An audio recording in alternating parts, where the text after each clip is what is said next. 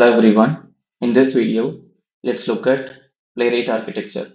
As we know, Playwright is an open source. It's a Node.js based automation framework for web end-to-end testing. This Playwright is always compared with Selenium, right?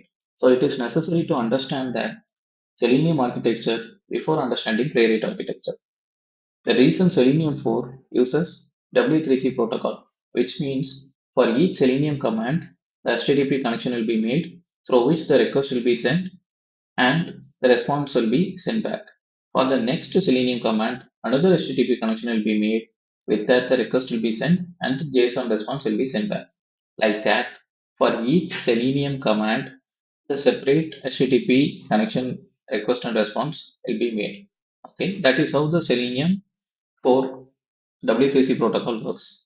But now if you look at the Playwright architecture, it works in a completely different way. It works on WebSocket connection protocol. As the name implies, the socket connection between the server and client is made and through which the communication will happen in real time. As you can see here, this protocol allows client and server to communicate in a real time. It enables bidirectional communication between client and server.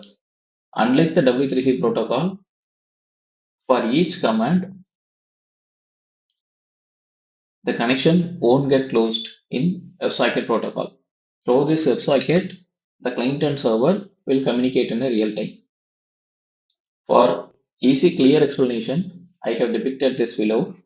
So what will happen here is we have the Playwright client, right, which is nothing but the test we have written in JS.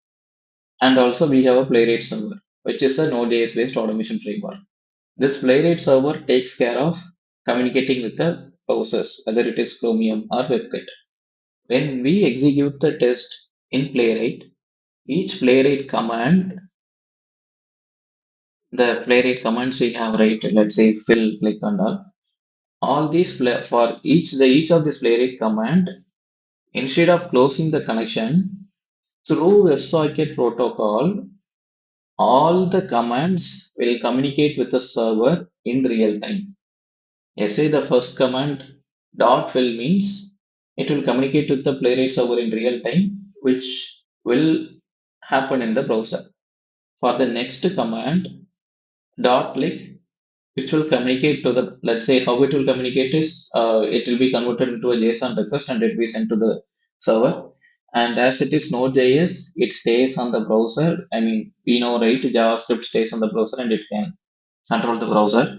It stays on the browser and the action will be executed in the browser in real time. Like that, until we stop the test execution, this WebSocket connection will happen in real time and the Playwright commands, I mean the whatever the test you have written in the Playwright client, each commands will communicate to the Playwright server in real time, one by one. It will happen in the real time through WebSocket protocol. As you can see here, all the JSON requests will be sent through this single WebSocket connection. It stays in place until the test execution is completed. Hope you understood it clearly now. Playwright works on WebSocket connection protocol, which means the Playwright client and Playwright server will communicate in real time and the connection won't get closed for each command. The connection will be closed only after the test execution is completed. Because of this beautiful architecture, it has some advantages, like it is better than the traditional protocol. I mean, the traditional HTTP protocol, there won't be any connection dropouts, and we can create a very reliable automation test using this Playwright. Even it is a simple application, I mean, simple Java based application, or if it is a complex, I mean, the nowadays applications we have, right?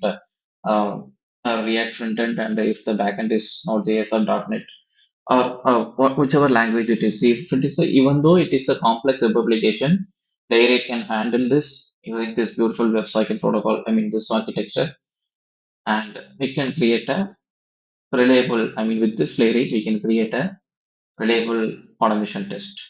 That's the point. That's the point. Hope you understood the Playwright architecture. Thanks for watching.